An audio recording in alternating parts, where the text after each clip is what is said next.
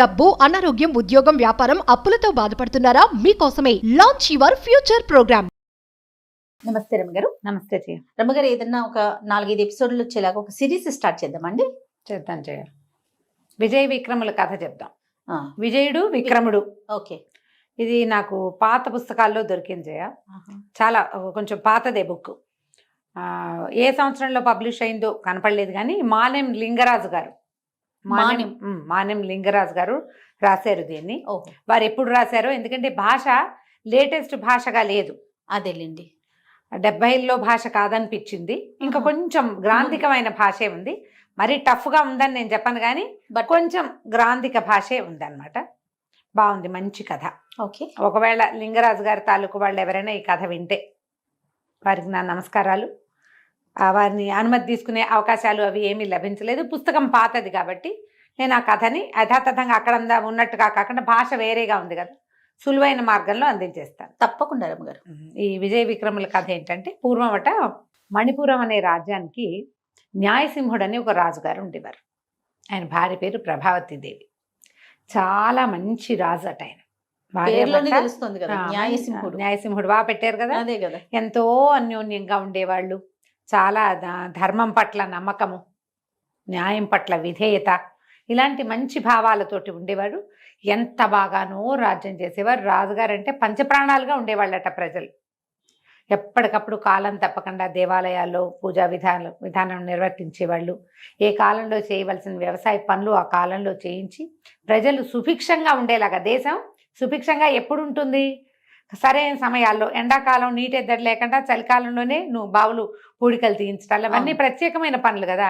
ఈ మొక్కలు నాటించడము, రైతులకు అవసరమైన సహాయం చేయటం, వ్యాపారస్తులకు సపోర్ట్ చేయటం, ఏదైనా ఇబ్బందులు వస్తే పన్నులు తగ్గించుకోవటం, ఇట్లాంటివి చేసి చాలా సుభిక్షంగా ఉంచేవాడు రాజ్యాన్ని. ఎంత బాగానో ఉండేవాళ్ళు. చాలా కాలానికి సంతానం కలిగింది. ముందు ఒక కుమారుడు కలిగాడు. ముందు పుట్టిన కుమారుడి పేరు విజయుడు అని పెట్టారు, విజయసింహుడు. తర్వాత కొంతకాలానికి వెంటనే ఎక్కువ గ్యాప్ లేకుండా ఇంకొక కుమారుడు కలిగాడు. వీడి పేరు విక్రముడు, విక్రమసింహుడు. విజయుడు, విక్రముడు పిల్లలు చక్కగా ఉన్నారు. చందమామలల్లే ఉండేవాళ్ళు, చెప్పిన మాట వినేవాళ్ళు. ఎంత సంతోషంగా ఉండేవాళ్ళు. చదువుల్లో ప్రవేశపెట్టబడ్డారు. 5వ ఏడు రంగాన్ని చదువుల్లో పెడతారు. చక్కగా చదువు సంధ్య అన్నీ నేర్చుకుని బుద్ధిగా ఉండేవాళ్ళు. పిల్లల్లో ఆటకాయితనం, అల్లరి చిల్లరితనం, కొంటెతనం అవి లేవు. హుందా అయిన ప్రవర్తనతో చాలా బాగుండేవాళ్ళు. ప్రజలు కూడా మంచి రాజకుమారులు, బాగా మంచి వాళ్ళు కలిగారు.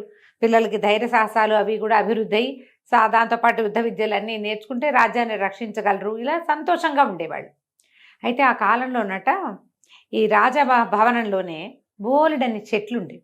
ఆ చెట్లల్లో ఒక పురాతన వృక్షం మీద గౌరపక్షి అని రాస్తారు.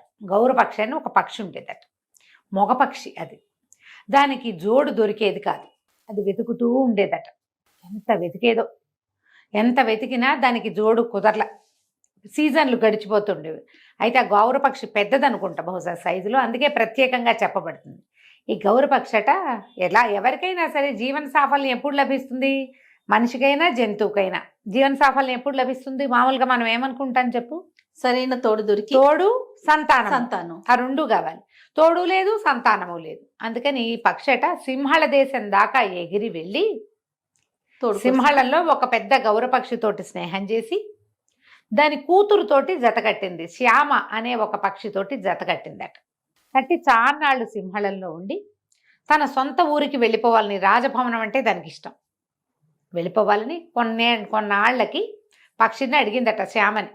మా ఊరు వెళ్ళిపోదాం, వస్తావా నువ్వు అంటే, భర్త ఎక్కడుంటే అక్కడ ఉంటాను అంది.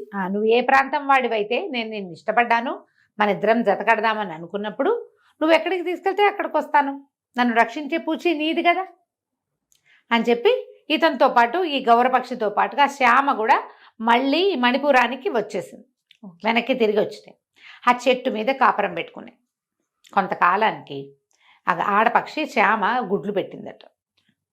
గుడ్లు పిల్లలయ్యాక, కొంచెం పిల్లలకి ఎగిరే వయసు ఇంకా పూర్తిగా రాకముందే, పిల్లలైన తర్వాత ఈ శ్యామ ఏదో ఒక ఉండేలు బద్ద తగిలి మరణించేసరికల్లా ఆ పిల్లలు ఆడపక్షి లేక మగపక్షి చచ్చి చిరిగి ఎట్లాగో పెంచేది. ఇదంతా ఈ రాజభవనంలో ఉన్న వాళ్ళు చూసేవాళ్ళు.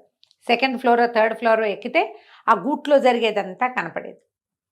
రాజుగారు రాణిగారు సైన్య సేవకులు అందరూ అది చూసేవాళ్ళు. కొన్నాళ్ళకి ఇది ఇప్పుడు ఈ గౌరపక్షి తనొక్కతే ఆహారం తీసుకురావడానికి వెళ్తే పిల్లల రక్షణ ఎట్లా, అందుకని అదంతా వెతికి వెతికి వెతికి వెతికి ఆల్రెడీ ఇది కాపురం చేస్తోంది, దీనికి గుడ్లు ఉన్నాయి, ఆడపక్షి ఉంది అని తెలుసుకున్నాక కొన్ని గౌరపక్షులు దీంతో స్నేహం చేసినాయి. ఒక ఆడ గౌరపక్షితోటి జత కట్టి దాన్ని గూట్లోకి తెచ్చిందట. తెచ్చేసరికి ఆడపక్షి రాగానే అదేం చేసింది, ఇవి రెండు జతకట్టి ఓ రోజంతా తిరిగి గూడు చేరినాయి. ఆ గూట్లో కూకబులాడుతూ ఇంకా రెక్కలు రాని పిల్లల్ని బయటికి తోసేసిందట ఆడపక్షి. ఆ చెట్టు మీద నుంచి పక్షి పిల్లలు కింద పడిపోయి పోయినాయి. రాణిగారు ఆ సౌధోపరి భాగం నుంచి దానంతా చూసింది, విపరీతంగా ఏడ్చింది ఆవిడ. ఎంత బాధపడిందో. ఇట్లా రెండో స్త్రీ వస్తే మొదట పుట్టిన పిల్లలు చచ్చిపోవాల్సిందేనా? పక్షులకైనా పక్షుల్లో కూడా ఇలాంటివి ఉంటాయి. మనుషులు ఇంకా ఎక్కువ చేస్తారు కదా. అది తిట్టి కొట్టి శాపనార్థాలు పెట్టి వాటిని బతికంతా కాల్చూ తినకుండా ఒక దెబ్బతో చంపేసింది. మరి మనుషులైతే చెండాడతారు. సరే, ఆవిడ ఆ దుఃఖంతో ఉండి ఉండి ఆ రోజు రాత్రి రాజుగారు అంతఃపురానికి వచ్చినప్పుడు ఆవిడ వాళ్ళంతా శోకాలు పెట్టి, నేను గనక తప్పి తగిలి చనిపోతే పిల్లల్ని మీరే పెంచండి కానీ ఇంకొక వివాహం చేసుకోవద్దు ఓకే అని పదే పదే చెప్పిందట. ఆయన ఎందుకు నువ్వు చనిపోవడం గురించి మాట్లాడతావు, నీ ఆరోగ్యం శుభ్రంగా ఉంది, నీకేం కాదు, నేను అట్లా ఏం చేయను, అలాగే నేనేం పెళ్లి చేసుకోను, అయినా సరే నేను చచ్చిపోయాక నువ్వేం చేస్తావు, నేను చచ్చిపోయాక ఇంకో పెళ్లి చేసుకుంటావా అని అడుగుతారు ఆడాళ్ళకి చాలా మందికి ఉంటుంది. అది అవునండి, అవును. ఈవిడ ఒక పెద్ద విషయం చూసేసరికి ఇంకా ఎక్కువైపోతుంది. అయితే ఏమైంది, కానీ కొంతకాలానికి ఈ అసనిఘాతంలాగా తగిలిన ఆ సీను ఆవిడని లోపల లోపల గుండెల్లో తినేసింది. కొన్నాళ్ళకి హార్ట్ అటాక్ వచ్చి చనిపోయిందట ఆమె. అయ్యో, చనిపోయేసరికల్లా ఇప్పుడు ఏం చేస్తారు, ఇద్దరు అంతంత పిల్లలు 14 13 12 ఏళ్ళు ఉన్నాయి అంతే. కొంచెం విద్యలు నేర్చుకుంటున్న వయసుకు వచ్చారు. రాజుగారికి ఏం చేయాలో తెలియలే, అంతఃపురం బోసిపోయింది. పిల్లల ఆలనా పాలనా సేవకులు చూస్తారు, కానీ తన పక్కన కూర్చొని రోజు అర్చన చేయడానికి దేనికి స్త్రీ లేకపోతే ఎట్లా? బాగా ఆలోచించి ఇంకో రాజకుమార్తెని తెస్తే, రాజు కదా రాజకుమార్తెని తెస్తే ఏం సమస్యలు వస్తాయో, ఆవిడ పుట్టింటి వాళ్ళు వచ్చేస్తారు, ఆవిడ ఇది చూపిస్తుంది, ఆవిడ తాలూకు ఏమంటారు ఝంకారం ఆవిడ చూపిస్తుంది కదా, ఎవరి అహంకారాలు వాళ్ళు ప్రదర్శిస్తారు.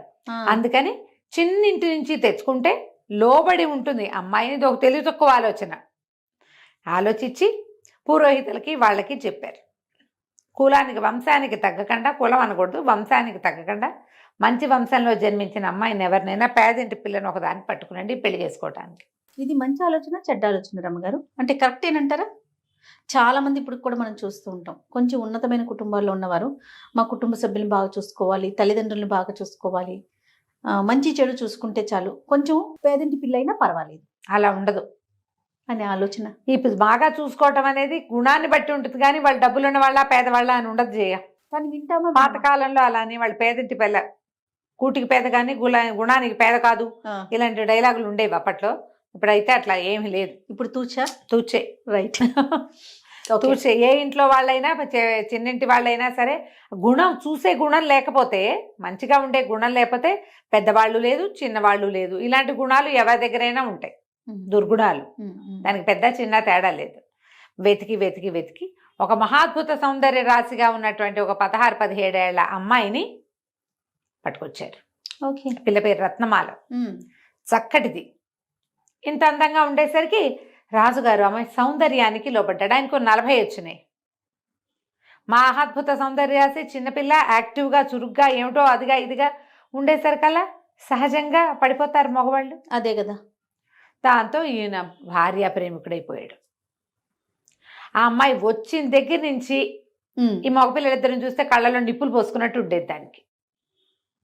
ఎందుకంటే ఇప్పుడు రాజుగారు తనంటే ఇంత వలపించుకుని ఉంటున్నప్పుడు నా పిల్లలకి రావాలి రాజ్యం, వీళ్ళకి వెళ్ళిపోతుంది. ఫస్ట్ భార్య ఏదైతే ఊహించిందో అదే జరిగింది. ఆ పిల్లల మొహాలు గిట్టేవి కాదు ఆవిడకి, బిషప్ చూపులే ఎప్పుడు వాళ్ళ మీద. అయితే ఏమైందట, ఒకనాడు ఈ మగపిల్లలిద్దరూ బాలాడుకుంటారట అంతఃపురం కింద బయట. ఉమ్. మరీ చాలా పెద్ద పిల్లలు అయిపోలేదు కాబట్టి వాళ్ళ గదులు కూడా అంతఃపురంలోనే ఉన్నాయి. ఈవిడ ఒక పక్కన ఉంది. ఈ పై భాగంలో ఒక పెద్ద నీళ్ల కొలం లాంటిది ఏదో ఏర్పరిచారు. ఆవిడ అక్కడ స్నానం చేస్తుంది. ఈ కింద నుంచి ఈ పిల్లలు తన్నిన బంతి పైకి ఎగురొచ్చి నీళ్ళలో ఆ నీళ్ళలో ఉన్న ఆవిడ మీద గుండెల మీద తగిలింది. తగిలేసరికల్లా ఆవిడ పిచ్చి ఉద్రేకం, అమిత కోపం వచ్చినాయి ఆవిడకి, అమ్మాయికి. ఇక ఎట్లాగైనా సరే వీళ్ళని తీసేసేయాలి అని చెప్పి రాజుగారు వచ్చేసరికి రాజు దగ్గర విపరీతంగా ఏడ్చింది. వాళ్ళు వచ్చి ముట్టుకున్నంత సీన్ క్రియేట్ చేసింది. బా ఆ పిల్లలని చంపి వాళ్ళ గుండెలు పెకలించి చూపిస్తే గానీ నేను నీతో కాపురం చేయను అని గట్టిగా పట్టేసింది. ముందంతా రాజు ఆలోచించి ఇదేంటి సౌందర్యానికి పడిపోతే చివరికి నా పిల్లల్ని కాకుండా చేసేలాగా ఉందే అనిపించింది. ఒక పూట గడిచేసరికల్లా ఏమనిపించింది, పిల్లలేమిటి మళ్ళీ పుడతారు, ఓరి దుర్మార్గుడు. అంతే. పెద్ద భార్య పోతే చిన్న భార్య వచ్చింది, అలాగే పిల్లలు పోతే రారా పిల్లలు ఈమెకు పుడతారు కదా అని భావించి కుమారులిద్దరి గుండెలు పెకలించమని ఆజ్ఞించాడు. ఈ కథలో ఒక విచిత్రమైన విషయం ఏముందంటే, తల్లికి చిన్నప్పటి నుంచి అలా చెట్ల మీదకి పక్షులను చూసే అలవాటు కదా, ఈ మగపిల్లలిద్దరికీ కూడా అలాంటి అలవాటు ఉంది. ఒక చెట్టు ఒక దూరంగా ఉన్న ఒక వటవృక్షం మీద దృష్టి పెట్టి ఉండేవాళ్ళు. వాళ్ళు పెద్ద మర్రి చెట్టు. ఆ మర్రి చెట్టు మీదకి 2 వేరువేరు రకాల పక్షులు ప్రతిరోజు వచ్చి వాలేవి, 2 దిక్కుల నుంచి వచ్చేవి. వీళ్ళు చూసేవాళ్ళు. ఆ 2 ఎంతసేపో కిచుకు కిచుకొని మాట్లాడుతూ ఉండేవి. తర్వాత ఎవరి దారినవి ఎగిరిపోయేవి చేరుకో దిక్కుకి. ఇది నాది అది నాది అని మాట్లాడుకునేవాళ్ళు పిల్లలు. రోజు చూసేవాళ్ళు, ప్రతిరోజు చూసేవాళ్ళు. అయితే ఏమైంది, కొన్నాళ్ళకి రెగ్యులర్గా అలవాటింది. వచ్చినాయా పక్షులు, రాలేదా అని చూడడము, వెళ్తున్నాయా అని చూడడము. ఓ రోజు రావడము కనపడలేదు, వెళ్ళటము కనపడలేదు. లోటైపోయింది పిల్లలకి. అదేమిటో చూద్దాము ఎందుకని ఆ మర్రి చెట్టు దగ్గరికి వెళ్ళారు. వెళ్ళేసరికల్లా 2 పక్షులు చచ్చి నేల మీద పడున్నాయి. అయ్యయ్యో ఇవి చచ్చిపోయినాయి, ఎందుకు చచ్చిపోయినాయో అని చేరుకో పక్షిని ఎత్తుకున్నారు. పెద్ద పెద్ద పక్షులు అవి, పాతి పెడదాం అలాంటి ఆలోచన చేశారు. ఇవి ఎందుకు చచ్చిపోయినాయో వాటికి అర్థం కాదు, వాళ్ళిద్దరికీ తెలియలే. అయితే నడిచి ముందుకెళ్తుంటే ఆ మర్రి చెట్టు మీద ఉన్న ఒక ముసలి గుడ్లగూబ వెనకాల నుంచి మాట్లాడింది. ఏం మాట్లాడిందట, ఈ పక్షులు చాలా విచిత్రమైనవి, ఒక వింతైన విషయం చెప్పింది. దాంతో రాకుమారులిద్దరూ ఈ పక్షుల్ని కాల్చి మామూలుగా తింటారు కదా, తిన్నారు. ఆ గుడ్లగూబ ఏం చెప్పిందంటే, ఓ రాకుమారులారా, ఈ పక్షులున్నాయే ఇవి చాలా వింతైనవి, ఇవి కొంతకాలంగా ఇక్కడికి వచ్చి మాట్లాడుకుంటున్నాయి. వాటి మాటలు చాలా వింత విచిత్రమైనవి. ఒకదానికి దేనికి దానికి అదే గొప్ప, నేను గొప్ప అంటే నేను గొప్ప అనుకునేవి. అయితే వాటి 2 గొప్పలు ఏంటంటే, ఒకటిది రతనాల బొమ్మ, ఇంకొకటి ముత్యాల వేణి. నన్ను చంపి తిన్నవాడికి, నన్ను కాల్చుకుని తిన్నవాడి కంట్లో నుంచి నీ ముత్యాలు రాలుతాయి అని ముత్యాల వేణి. నన్ను తిన్నవాడు నవ్వితే నవరత్నాలు రాలుతాయి, రత్నాలు రాలుతాయని రత్నాల బొమ్మ. వాదులు అడుకునేవి, నువ్వు గొప్ప నేను గొప్ప అని. దైవవశాత్తు అవి ఈరోజు మరణించి వెంటనే దొరికినాయి మీకు. వీటిని అవే మరణించినాయి, వాటికి సమయం అయిపోయింది. నేను ఎవరికి దొరుకుతానో వాడు అదృష్టవంతుడు. ఇప్పుడు దొరికింది, అది 2-3 రోజుల తర్వాత దొరికింది అనుకో, 2-3 రోజుల తర్వాత దొరికితే ఎవరు వాటిని తింటారు? తినరు. నన్ను కాల్చుకుని రెక్కలతో సహా నన్ను కాల్చి తిన్నవాడికి నోట్లో నుంచి నవ్వితే నా రత్నాలు రాలుతాయి అంటుంది ఒకటి. నన్ను కాల్చుకుని తిన్నవాడికి కన్నీరు గారితే ముత్యాలు రాలుతాయి అంటుంది రెండోది. మీ అదృష్టవశాత్తు 2 దొరికినాయి మీకు, ఇప్పుడే చచ్చిపోయినాయి, ఇప్పుడే దొరికినాయి, మీ అదృష్టాన్ని పరీక్షించుకోండి అని చెప్పి ఈ పిల్లలిద్దరు ఏం చేశారు, పక్షి మాంసం తింటాం సహజమే, అదేం పెద్ద విచిత్రము తప్పు అలాంటివి చెప్పకూడదు అని అనుకోకండి. ఒకవేళ మీ పిల్లలకి చెప్పకూడదు అనిపిస్తే మానేయండి, ఇంకోటి ఏదైనా రకంగా చెప్పండి. ఈ రోజుల్లో సహజమైతే కదా ఇది. అదే కదా. అక్కడి నుంచి ఏం చేశారు వీళ్ళు, పక్షుల్ని 2టిని కాల్చుకుని చెరిసగం మాంసం భుజించారు. దీన్ని ఒకదాన్ని ఇద్దరు, ఇంకొక దాన్ని ఇద్దరు చెరిసగం భుజించారు. తెలివి, వాళ్ళు తెలివి చూడండి. నవ్వితే రత్నాలు రాలుతాయి, ఏడిస్తే ముత్యాలు రాలుతాయి. ఈ పిల్లలు ఇంత ప్రత్యేకమైన వాళ్ళు. వీళ్ళకి గుడ్లగూబ మాట్లాడింది మానవ భాషలో కాదు, పక్షి భాష. అది అర్థమైంది. ఈ 12-14 సంవత్సరాల బొట్టికాయ చిన్నపిల్లలకి పక్షుల భాష కూడా తెలుసు. ప్రత్యేకమైన పిల్లలు. అక్కడి నుంచి వాళ్ళు ఎప్పుడైనా పక్క నవ్వారా రత్నాలు రాలుతాయి నోట్లో ఇంచి. పిల్లలు ఏ తప్పి తగిలి కడుపులో నొప్పో కాలు నొప్పో వచ్చి ఏడ్చి రాకుమారులు ఊరికే ఎందుకు ఏడుస్తారు? ఒక్క చుక్క కంట్లో వచ్చి నీళ్ళు వచ్చిందంటే ముత్యాలు రాలుతాయి. అలాంటి పిల్లల మీద ఈ రెండో రాణి అయినటువంటి రూపమతో రత్నమాలో దాని పేరు, ఆ అమ్మాయి చెప్పిన మాటలు విని ఇలాంటి కుమారులు మళ్ళీ పుడతారా ఎవరికైనా? ఈ విషయం తెలుసా అండి? తెలుసు, మొత్తం ఊరంతా ప్రచారంలో ఉంది అది, అందరికీ తెలిసిందే. రాకుమారులు ప్రత్యేకమైన వాళ్ళు. అయినా సరే వీళ్ళని చంపి గుండెకాయలు పట్టుకురమ్మని సైనికులకు పంపించారు. ఆ సైనికులకు ఉత్తరం రాసిచ్చారు. పిల్లల్ని వాళ్ళు మోసుకుపోయారు. మోసుకుపోతే ఏమిటి ఎక్కడికి తీసుకెళ్తున్నారు ఏమిటి అంటే, నాయన మీ నాన్నగారికి కరుణ లేదు, ఇంకా కుమారులు పుడతారని నిర్ణయించుకున్నారంటే పిల్లలు వలవల ఏడుస్తుంటే వాళ్ళ కళ్ళలోంచి రాలుతున్న కన్నీటి బొట్టలు ముత్యాలుగా మారుతుంటే వీళ్ళు ఉన్నారు కదా తలార్లు, ఒక్కో ముత్యం ఏరుకుంటూ పిల్లల్ని మోసుకుపోయారు.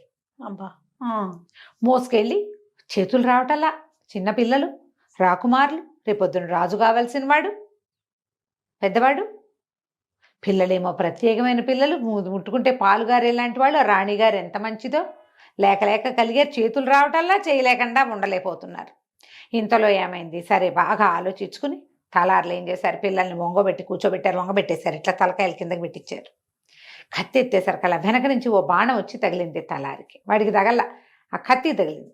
కత్తి దింపేసి చూస్తే మంత్రి బుద్ధిమంతుడు ఆయన పేరు, ఆయన వచ్చాడు. వచ్చి మరి మీ దుంపల దగ్గర చంపేస్తారేమిట్రా పిల్లల్ని, పంపించేసేయండి. మరి రాజాజ్ఞ అట, రాజాజ్ఞ అయితే ఏమిటి, ఏదో ఒక జంతువుని చంపి 2 గుండెలు పట్టుకెళ్ళి చూపించండి రా, ఇట్లాంటి ప్రత్యేకమైన పిల్లల్ని చంపుతారా రాకుమారులు, వదిలిపెట్టేసేయండి, బతుకుంటే వలసాకు తింటారు, ఏదో ఒకటి వాళ్ళ బతుకులు వాళ్ళు బతుకుతారు, మన దగ్గర ఉండకపోతే పోని వదిలేయండి. చాలా బలవంత పెట్టాడు. తలార్లు ముందు వెనక ఆలోచించుకున్నారు ఏం చేయాలి. రేపొద్దున తప్పి తగిలి రాకుమారు ఇద్దరు రాజుగారు కంటపడితే ఎవరెవరా తలారు వేధవులు చంపలేదని అని మన ఏమైనా శిక్షిస్తాడేమో, అసలు పిల్లలు బతికి వెనక్కి వస్తారా, ఇవన్నీ ఆలోచించి రాకుమారులు ఇద్దరిని వదిలిపెట్టేశారు. వదిలిపెట్టేసి అక్కడక్కడే తిరుగుతున్న అడవి కుక్కలు 2 బాణాలు వేసి కొట్టి ఆ కుక్క గుండెకాయలు పట్టుకెళ్ళి చూపించారు. చూపించేసరికి సరే రాణిగారు శాంతించింది, రాజుగారు ఊరుకున్నాడు. కొద్ది రోజులు గడిచాక ఒకనాటి సాయంకాలం ఆవిడ తలనొప్పిగా ఉందని తోటలోకి వ్యాఖ్యాళికి మామూలుగా తిరగడానికి వెళ్తారుగా భార్యాభర్త, ఆవిడ పైనే ఉండిపోతే ఈయన నడుస్తున్నాడు, అటు ఇటు నడుస్తూ ఏ చెట్టు మీద అయితే గౌరపక్షి జంట ఉండేదో ఆ చెట్టు కిందకి వెళ్ళేసరికి ఆయనకి పూర్వం రాణిగారు ప్రభావతీదేవి అన్న మాటలు గుర్తొచ్చింది. ద్వితీయ వివాహం చేసుకోవద్దు, నా కుమారులకు అన్యాయం చేయొద్దు, గౌరపక్షి ఆడపక్షి రాగానే పైగా వాళ్ళేమి పక్షులేమి మనుషుల్లాగా బతుకున్నంత కాలం సాకి సంతరించవు పిల్లల్ని, రెక్కలు వస్తే చాలు, రెక్కలు వస్తే ఇక వాటి బతుకు వాటితే ఇంకా అమ్మా నాన్న గుర్తు కూడా ఉండరు. వాటి ఏ జాతి పక్షి అంతేనా? అంతేనంటారు. పక్షి అంతే, జంతువులు అంతే, కలిసి ఒక్కచోటే ఉంటుంటే ఏమైనా భాయి బహన్ ప్రేమ ఉంటుందేమో కానీ ఉండదు. అదేలేండి, జత కట్టడం మొదలు పెడితే పూర్వాశ్రమపు ఆలోచనలు వాటికి ఏమి ఉండవు, రెక్కలు రావటమే అంతే లేటు. అలాంటిది పక్షులే ఇంత పని చేస్తే మనుషులు ఎంత పని చేస్తారో అని ఆమె అన్నదంతా గుర్తొచ్చింది ఆయనకి. నేనేం చేశాను, నా భార్య చెప్తే ఆమెకు ఒక మంచి మాట చెప్పుకోలేను, నేను పిల్లల్ని ఇంత పని చేశాను, నేను గుండె పగిలిపోయింది. అప్పుడు గుర్తొచ్చింది, అప్పటికి తట్టింది. తను చేసింది భార్యా వ్యామోహంలో పడి తను ఏం చేశాడో, తనకి రాబోయే వ్యామోహాన్ని ముందే చనిపోవడానికి ముందే గ్రహించిన రాణిగారి విజ్ఞత, ఆ పిల్లల అందాలు చందాలు, పిల్లల అల్లరి ఆట, వాళ్ళ నవ్వులు, వాళ్లకున్న అపురూపమైన వరాలు, ప్రత్యేకమైన వరాలు గుర్తొచ్చి పిచ్చగా దుఃఖపడిపోయాడు. కానీ ఏం చేస్తారు, కుక్క గుండలు చంపలేదు పిల్లల్ని నేను చెప్పే నాథుడు లేడు, ఇక పిల్లలు చచ్చిపోయారు అనుకుని ఇంకా ఆయన అలా దిగులు పడి అనారోగ్యం పాలైపోయాడు. ఈ బయటికి వెళ్ళిన విజయులు విక్రముడు ఏం చేశారో చూద్దాం. వాళ్ళు ఏం చేశారో అలా ఎక్కడికో నడుచుకుంటూ వెళ్ళిపోయారు. నడుచుకుంటూ వెళ్తే ఏమైంది, చెట్టు కింద వెళ్ళేసరికి ఇక విజయడన్న కాళ్ళు పీకేస్తున్నాయిరా, నా వల్ల కాదు, కాసేపు విశ్రాంతి తీసుకుందాం, ఇక మనం వెళ్ళదు, అటు ఇటు వెళ్ళదు, చెట్టు కింద ఉందామంటే సరే అన్నాడు. దగ్గరలో ఆహారం దొరికే మార్గం ఏముందో చూద్దాం, నీ కింద ఉంటా, నువ్వు చెట్టెక్కంటే తమ్ముడిని చెట్టెక్కిచ్చాడు. తమ్ముడు చెట్టు మీదకి పైకి ఎక్కి చూసి అన్న ఏదో నగరం కనపడుతోంది, మరి అక్కడికి వెళ్తే ఏమైనా ఆహారం లభిస్తుందేమో చూద్దాం అనుకున్నారు. వీళ్ళు అడవిలో ఎంతకాలమో తిరిగారు. ఇక్కడి నుంచి వెళ్ళటమే డైరెక్ట్గా అక్కడికి వెళ్తున్నారు, పెద్దవాళ్ళు అయ్యారు, ఇంకా కొన్ని సంవత్సరాలు గడిచినాయి. వీళ్ళకి అడవుల్లోనే తిండి తిప్పలు తింటాం, కానీ ఎక్కడికి వెళ్ళినా వీళ్ళు కత్తు తిప్పటము విల్లుంబులు వేయటము అవి మానుకోలే. వాళ్ళు విద్యలు ప్రాక్టీస్లోనే ఉన్నాయి, వాళ్ళకి తెలివిగాను ఉన్నారు. అయితే పైకి ఎక్కితే నగరం కనపడుతోందంటే అన్నయ్య ఏమన్నాడు, సరే నువ్వు ఇక్కడే ఉండు చూద్దాం అనుకున్నారు. ఇది ముందు ఏదో పల్లెకెళ్ళి ఏదో తెచ్చారు.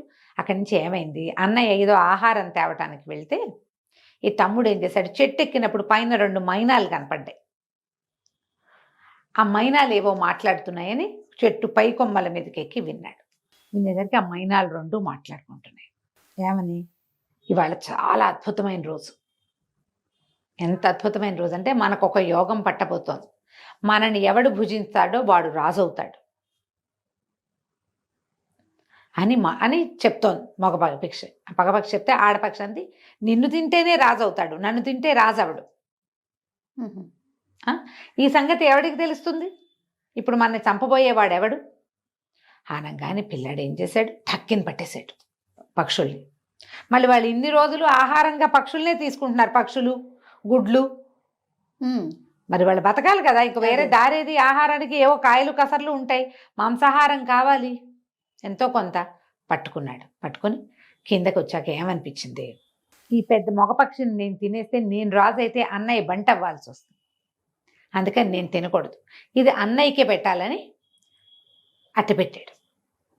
అన్నయ్య ఆ పక్కనున్న ఊర్లోకి ఏదో చూసి ఏదో ఉప్పు కారం కొంచెం అవి ఇవి ఏవో పట్టుకొచ్చాడు. పట్టుకొస్తే అన్న ఇక్కడ మంచి బ్రహ్మాండమైన ఆహారం ఒకటి దొరికింది, మరి మంత్రం పక్షుల్ని కాల్చుకొని తిందాము, ఈ పూటకి తిండి లేకపోయినా పర్వాలేదు, నువ్వు తెచ్చిన వాటిని సర్దుకుందామని చక్కని నిప్పు రాజేసుకొని కూర్చుని రాత్రిపూట ఏం చేశారు, 2 పక్షుల్ని కాల్చి మగ పక్షిని పెద్దవాడు, ఆడపక్షిని చిన్నవాడు తినేశారు.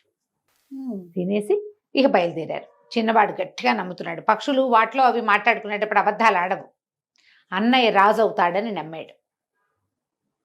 వీళ్ళు వెళ్తుంటే ఒక సింహం ఎదురుపడింది. అది ఆహారం భుజించేసి ఉంది. భుజించి అదేం చెప్పిందంటే, మీరు ఒక పొరపాటు చేశారు,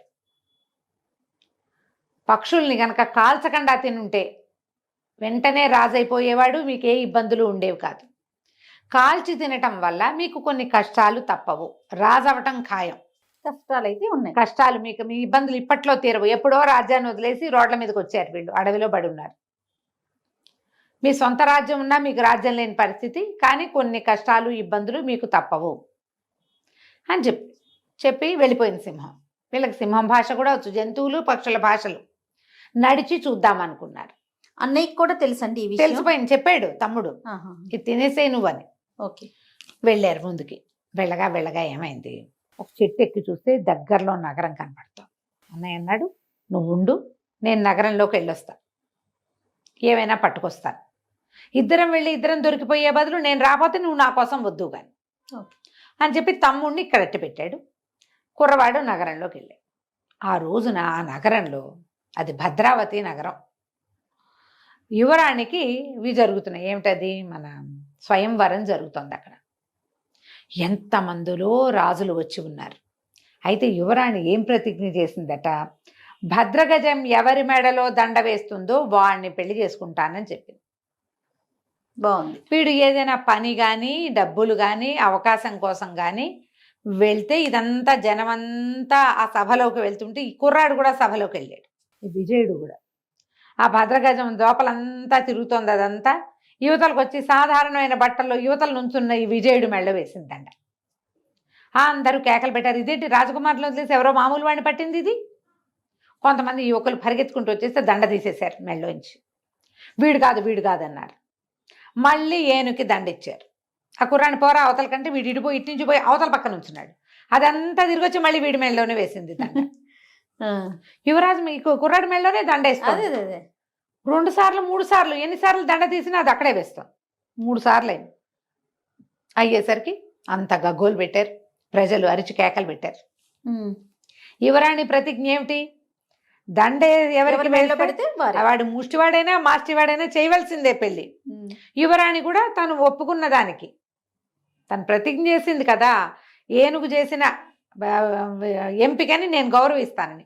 భద్రగజం ఎంపిక చేసింది కాబట్టి విజయుడికి రాకుమార్తెకి వివాహం చేసేసారు. ఆ రాకుమార్తె పేరు విద్యావతి. వివాహం అయిపోయింది. వివాహం అయిపోతే వివాహపు వేడుకలను జరిగిన ఈ అబ్బాయి స్నానం చేశారు, మంచి బట్టలు వేశారు, గందరగోళంగా జరిగింది. అయితే ఈ స్వయంవరానికి వచ్చిన వాళ్ళలో మధుకరుడని ఒక రాజు. అతనికి నచ్చల.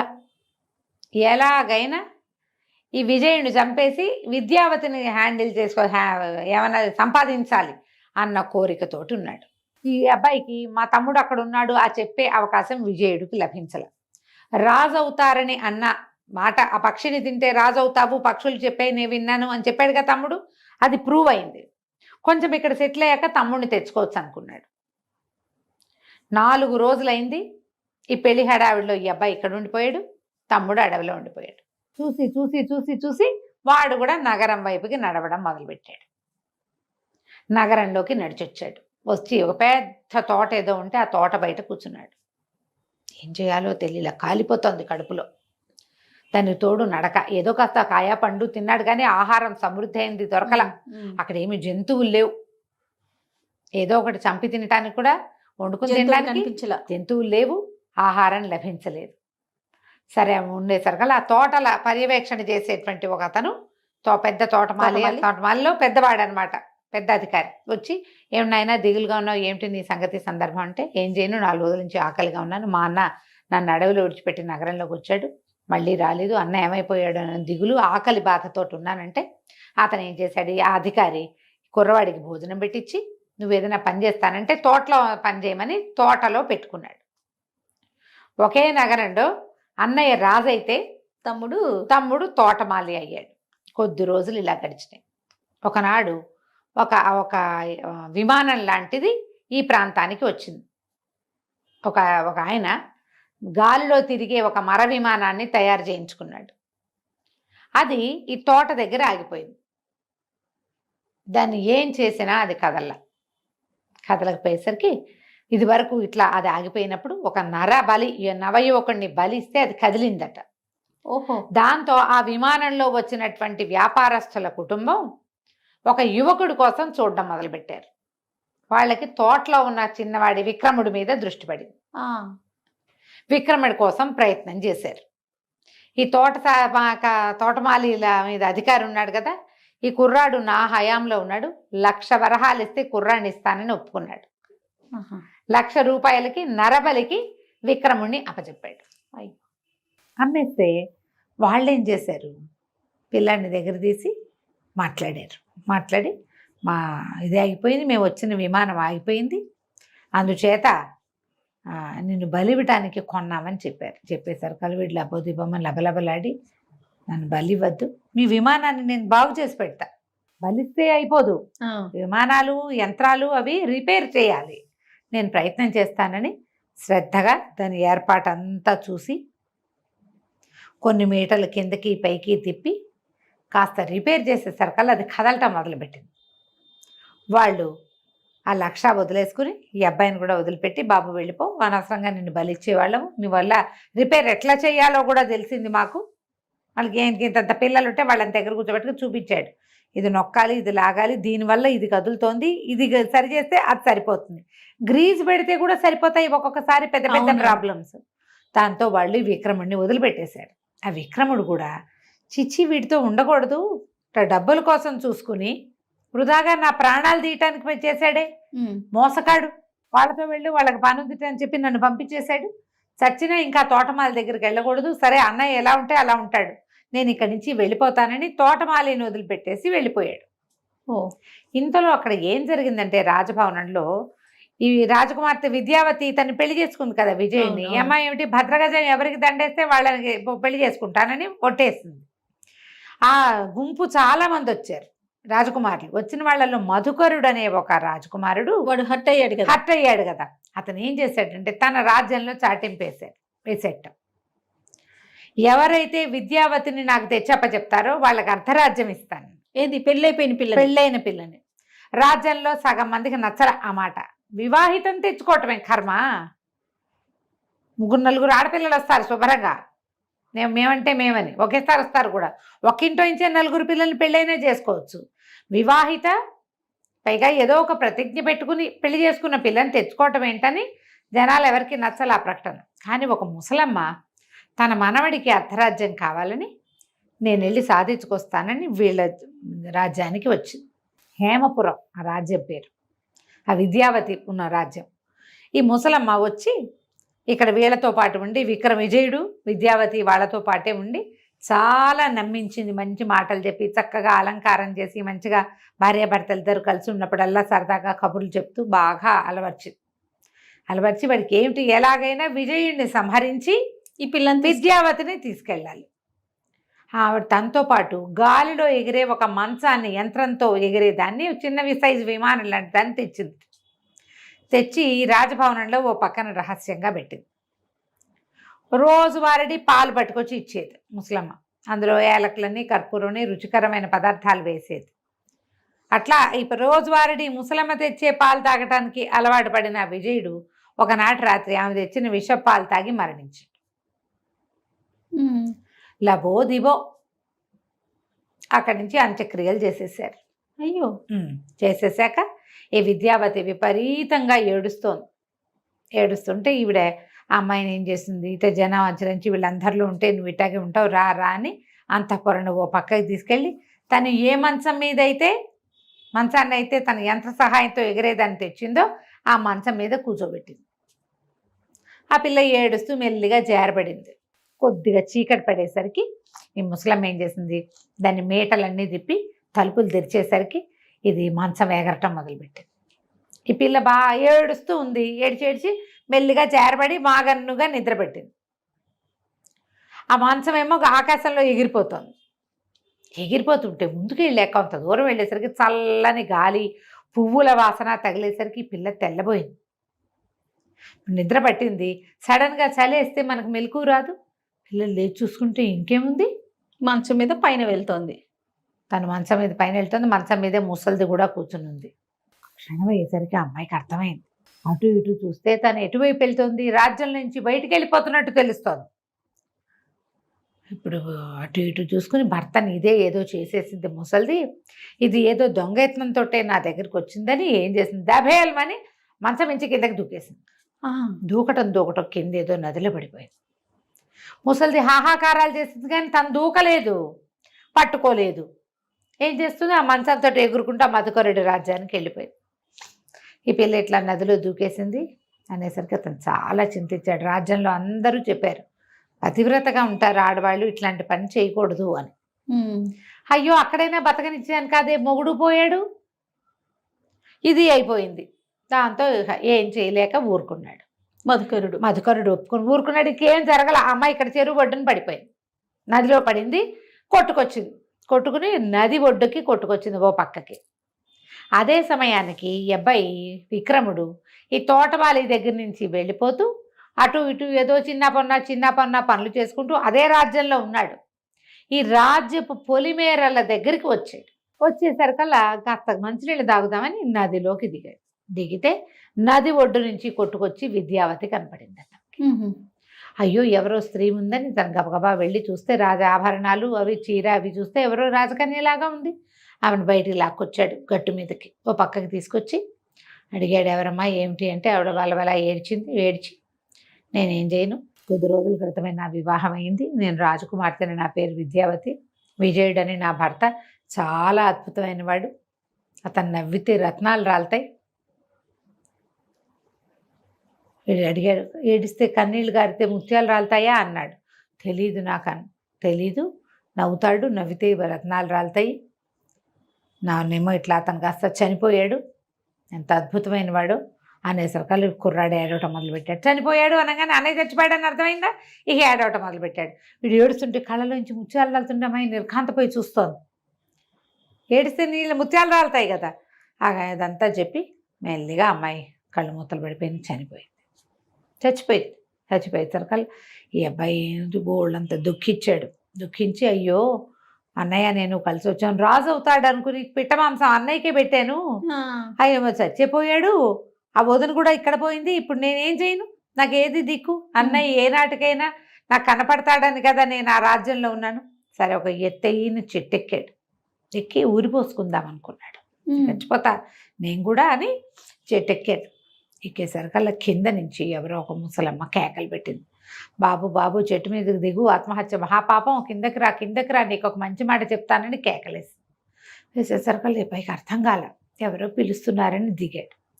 దిగితే ఎందుకు నాయన చెట్టు ఎక్కావో, ఊరిపోసుకోబోతున్నావు, ఏం చేస్తున్నావు, ఎందుకు చేస్తున్నావు, నవ్వ యువకుడులా ఉన్నావు, చిన్నపిల్లాడివి, ఈ వయసులో నీకు మరణం ఏమిటి నాయన అనేసరికల్లా ఈ అబ్బాయి బాగా దుఃఖించి ఏం చేయము, లేక లేక కలిగాం మా అమ్మకి, మమ్మల్ని ఏమో మా పెంతల్లి ఇట్లా చేసింది, మా అన్నయ్య చనిపోయాడు, వదిన కూడా ఇప్పుడే చనిపోయింది, నేను కూడా చచ్చిపోతాను, ఇంకెందుకు ఇక్కడ ఉండటం అంతే అనేసరికల్లా ఆవిడంది, నాయన ఆత్మహత్య మహాపాపం, చచ్చిపోయిన వాళ్ళని బతికించే ఒక మంత్రం చెప్తా నీకు, నాతో రా అని చెప్పి ఇతన్ని వెంబడ పెట్టుకుని తీసుకుపోయింది. తీసుకెళ్తే ఒక పర్ణశాల లాంటి దాంట్లోకి వెళ్ళారు. వెళ్తే అక్కడ ఒక ముని ఒక ఆయన మరణించి పడున్నాడు. ఈవిడ బలబల ఏడుస్తూ, ఈయన నా భర్తే నాయన, నేను కూడా రేపు ఈయన్ని అనుసరిస్తాను, అయితే నా భర్తకి అంత్యక్రియలు చేసి రేపు నాకు కూడా అంత్యక్రియలు చేసేవాడికి ఒక మహత్తరమైన వరం ఇవ్వాలని కోరుకుంటున్నాను నేను, నువ్వు దొరికావు నాకు సమయానికి, నా భర్త సామాన్యంగా కనపడుతున్నాడు కానీ సామాన్యుడు కాదు, ఇతని ఎడం చేతి చిటికెన వేలుకి ఒక మహత్తరమైన శక్తి ఉంది, ఆ చిటికెన వేలు కోసి దాంట్లోంచి ఒక్క చుక్క రక్తం వేస్తే ఒక్క ఎముక మిగులున్న శరీరమైన జీవంతో బతికొస్తుంది. ఓహో, మేము కూడా ఇప్పుడు రేపొద్దు ఇవాళ మరణిస్తే రేపు ఇతని రక్తంతో ఇతన్ని బతికించవచ్చు నేను, మళ్ళీ నేను చచ్చిపోతే తన రక్తంతో నన్ను బతికిస్తాడు కూడా. మేము ఎన్నో వందల సంవత్సరాలుగా తపస్సులు చేసుకుంటూ ఉన్నాం, ఇక జీవతీర్చ లేదు మాకు, అందుకని ఈ అద్భుతమైన వరాన్ని ఎవరైనా మంచివాడికి ఇచ్చి వాడితోటి మా అంత్యక్రియలు చేయించుకోవాలని మా కోరిక అని చెప్పి, నువ్వేం చేస్తావంటే ఒక చాకు తీసుకొని ఒక కత్తి ఇచ్చింది, ఇతను చిటికెన వేలు కోసి తర్వాత నీ చిటికెన వేలు కోసేసుకో, నీ చిటికెన వేలుని అతనికి అమర్చు, ఆ చిటికెన వేలుని నీ వేలుకి పెట్టుకో, తర్వాత నీకు చెప్తాను విషయం అంది. కుర్రాడు బాగా ఆలోచించి ఆ చనిపోయి పడి ఉన్న ముని గారి ఎడం చేతి చిటికెన వేలు నరికేశాడు మొదట, అది తీసుకున్నాడు. తర్వాత తన వేలు కట్ చేసినాడు, నెత్తురు కారిపోతుంది, పై ప్రాణాలు పైన పోతుంది. రాజకుమారుడు అవడంతో కొంచెం మోయగలడు అనమాట నెప్పిని. ఇవి తీసి ఆయన వేలుకి కరెక్ట్గా ఎక్కడి నుంచి తీసాడో అక్కడ పెట్టాడు. తర్వాత ఆయన వేలుని నీ వేలు మీద పెట్టుకొని ఆయన అని ఏం చేసింది, కత్తితో పాటు ఒక వేరు ఇచ్చింది, ఆ వేరుతోటి ఇట్లా రాసి ఇలా చుట్టేసరికల్లా ఆ ముని తాలూకు వేలు వీడి దగ్గర అతుక్కుపోయింది.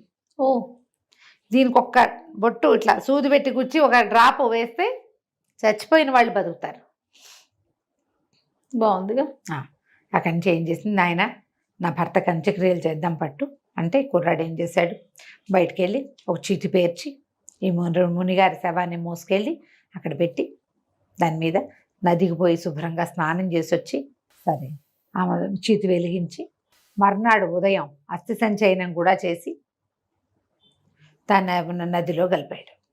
ఆవిడ చాలా సంతోషించి, నాయన ఇవో రాజ్యం పొలిమేరలే కదా, మీ అన్నయ్యని ఎక్కడ దహనం చేశారో నీకు తెలిసి ఉంటుంది కదా రాజకుమారుని, పద అక్కడికి వెళ్దామని.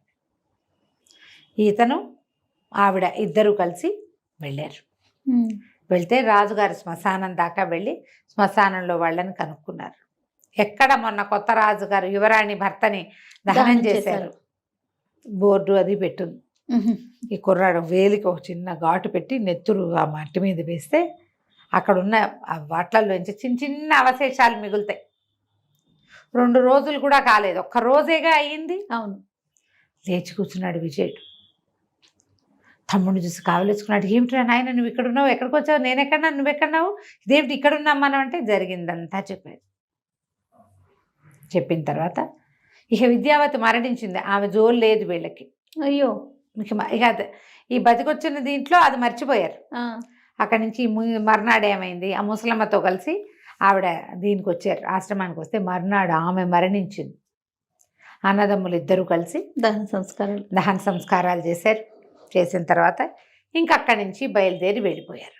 వీళ్ళు వెళ్ళగా కొంత దూరంలో వెళ్ళిన తర్వాత ఒక చందనపు వృక్షాలున్న ఒక వనంలోకి ప్రవేశించారు. మ్మ్. ఓ గంధపు చెట్టు, చందనపు వృక్షం అంటే గంధపు చెట్టు, గంధమేగా. ఆ గంధపు చెట్టు కింద విశ్రాంతిగా పడుకున్నారు. ఆ గంధపు చెట్టు మీద ఒక రాజహంసల జంట గూడు కట్టుకుని ఉన్నాయి. వీళ్ళకి పక్షి భాష తెలుసు. తెలుసు, కానీ పక్షులు లేవు. ఆ, గూట్లో పిల్లలు ఉన్నాయి. ఓహో. వీళ్ళ గంధపు చెట్టు పక్కన పడుకుంటే ఇంతలో ఏమైంది, అక్కడ ఒక పెద్ద మహాసర్పం ఒకటి ఉండేది. అది గుడ్లుని కానీ పిల్లల్ని కానీ తినేసేది.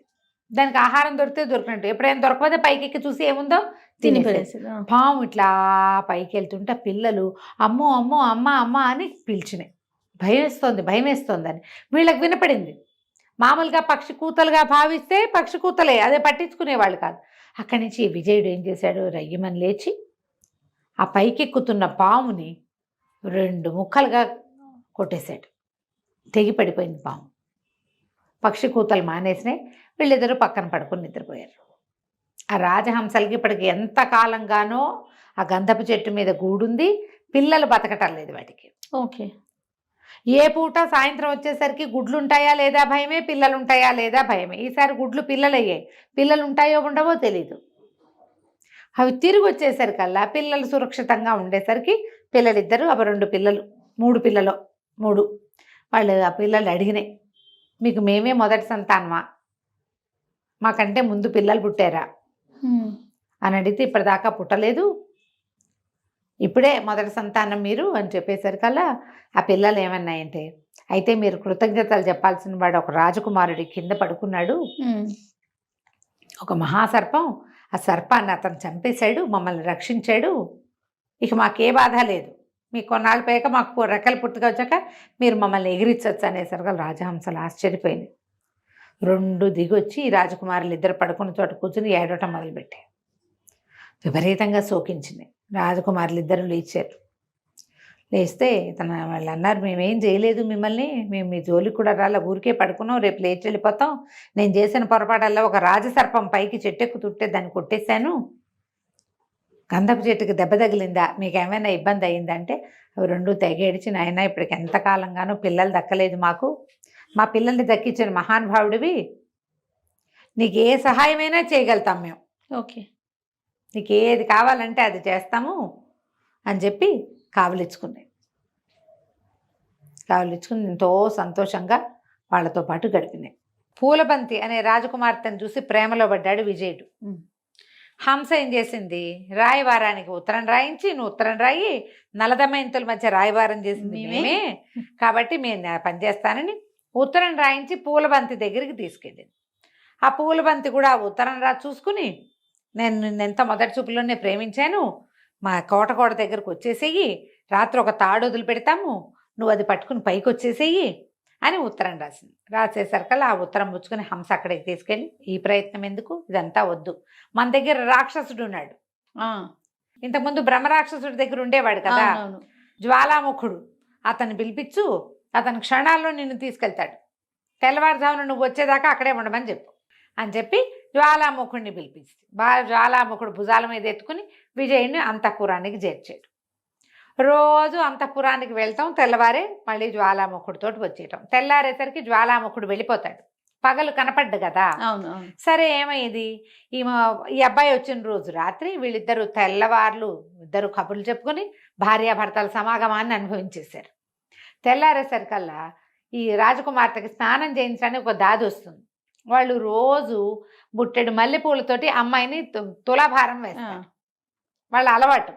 పిల్ల బరువెక్కింది, వాళ్ళకి అర్థం కాలే, అట్టేట బరువెక్కింది, రాత్రికి రాత్రి ఏమైంది చూస్తే ఒక రోజుకి పిల్ల సమాగమం వల్ల పెరిగిపోతుంది. పిల్ల పెరుగుతోంది. ఆవిడ 3-4 రోజులు చూసి రాజుగారికి చెప్పింది, రాజా నీ కుమార్తె ఎవరో పురుష సంగమంలో ఉంది, అమ్మాయి బరువు పెరుగుతోంది, నువ్వు చూసుకో.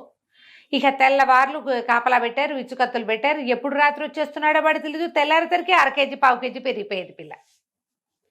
రోజులు గడిచినాయి. ఒకనాడు ఏమైంది, రాత్రికి తను బాగా లేటుగా పడుకుని వీళ్ళు తెల్లవారుజామున మెలకు రాల.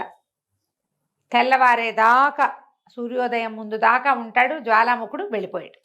వీడు ఇక్కడే ఉండిపోయాడు. ఉండిపోయి సూర్యుని చూసేసరికి వణికిపోయాడు. అక్కడి నుంచి వెళ్ళటం కష్టం, దారి లేదు, జ్వాలాముఖుడు వెళ్ళిపోతాడు తెలుసు.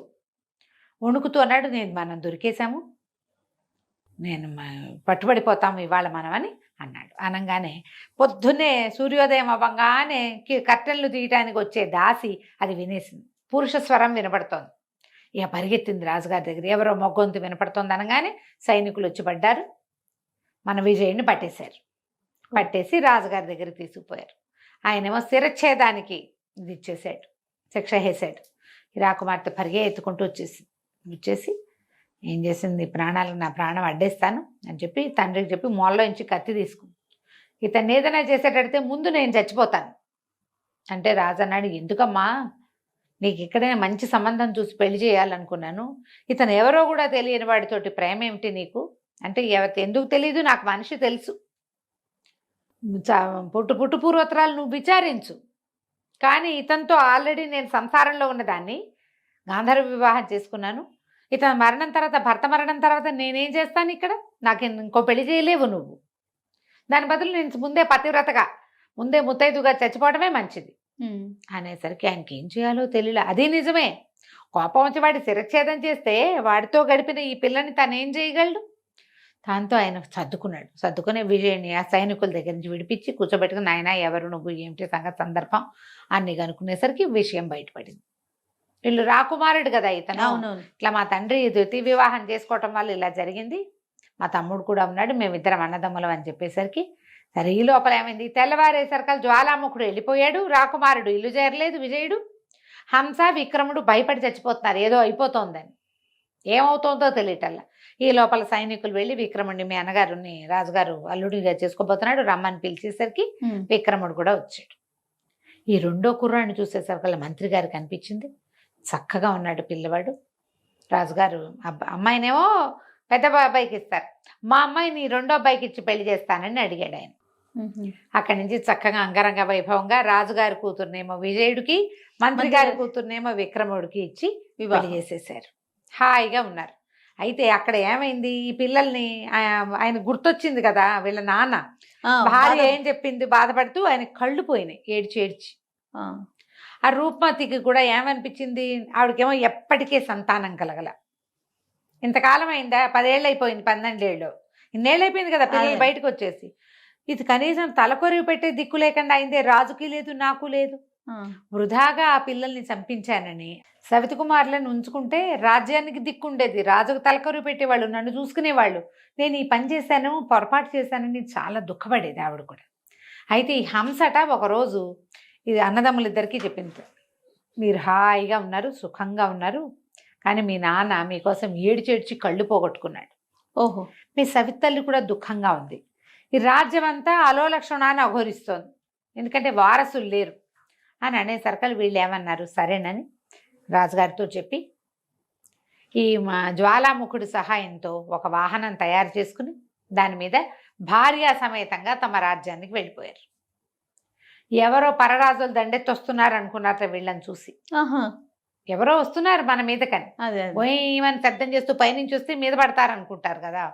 అక్కడి నుంచి వీళ్ళు వెళ్ళి తండ్రిని చూసి తాము బతికే ఉన్నామని తెలియజేసరికి ఆనందం పట్లిపోయారు. బుద్ధిమంతుడు ఉన్నాడు, వీళ్ళకి ఒక మంత్రి ఉండేవాడు కదా, ఆయన రాజకుమారులను గుర్తుపట్టాడు, వీళ్ళు బతికే ఉన్నారనే సంగతి అతనికి తెలుసు కదా.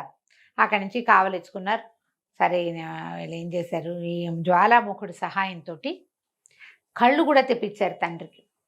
ఆ రూపమతి చాలా దుఃఖించింది, ఆయన మిమ్మల్ని అన్యాయం చేశాను నేనంటే, పర్వాలేదు మా కర్మానుభవం మేము అది అనుభవించవలసి ఉంది, మేము అనుభవించాల్సిన కష్టమంతా అనుభవించేసాం, ఓకే ఇక సుఖపడే రోజులు వచ్చినాయి అంటే ఇక రాజన్నాడు, నాయన పెద్దవాడికి నీకు పట్టాభిషేకం చేస్తాను అంటే ఒప్పుకోలే విజయుడు, వద్దు నాన్న నాకు వద్దు పట్టాభిషేకం, ఈ తమ్ముడికి ఈ రాజ్యం, నాకు 2 రాజ్యాలు దొరికినాయి, 2 రాజులు ఉన్నారు కదా అవునులే అన్నాక, అప్పుడు 2 రాజ్యాలు అన్నాక అతనికి తట్టింది. తమ్ముడిని అడిగాడు, నువ్వు నన్ను ఎలాగో బతికించావు, విద్యావతిని బతికించలేదు మనము, అప్పుడు గుర్తొచ్చింది. అప్పుడు ఏమన్నాడు, మనం ఆమెను కూడా బతికించవచ్చు అంటే, మరి అక్కడ శవం ఉందో లేదో, ఒక్క ఎముకున్నా చాలని చెప్పాడు. అక్కడి నుంచి తండ్రిని ఆ హంస భార్యలు ఇద్దరు భార్యల్ని తల్లిదండ్రి దగ్గర అట్టపెట్టి వీళ్ళిద్దరూ ఆ జ్వాలాముఖుడి సహాయంతో ఎక్కడైతే విద్యావతి మరణించి ఆమె శవం పడిపోయిందో నది ఒడ్డున, ఓ పక్కన ఎక్కడో పడుంది, అక్కడికి వెళ్ళారు. ఆ శరీరం దగ్గర శరీరం అంతా అయిపోయింది, బొంకలు పోగ్గా ఉంది. అప్పుడు ఏం చేశాడు విక్రముడు, తన చిటికెన వేలుని పొడిచి ఒక రక్తపు చుక్కని అక్కడ వేశాడు. వేసేసరికల్లా ఆవిడ ఠకీమని లేచి కూర్చుంది. అప్పుడే నిద్ర నుంచి లేచినట్టు లేచి ఓ ఏడుస్తుంది, నాదా చనిపోయావా అని.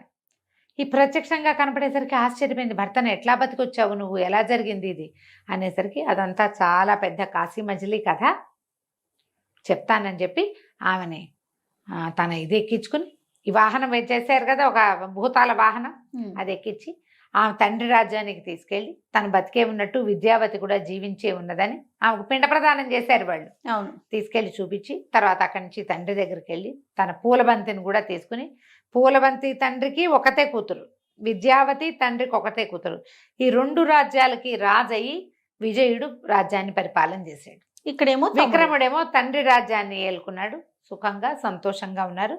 విజయ విక్రముల కథ ఇది ఆఖరి భాగం ఉందన్నమాట. కర్మానుసారం ఏవి జరగాలనుంటే అవి జరుగుతాయి. రాజకుమారుల్లో ఎప్పుడైనా సరే బాధకో భీతికో లేకపోతే డిప్రెషన్కో లోనయ్యి ఏ సూసైడ్లో చేసుకుంటే వాళ్ళ జీవితంలో ఇంత అద్భుతమైన రోజు వచ్చేదా?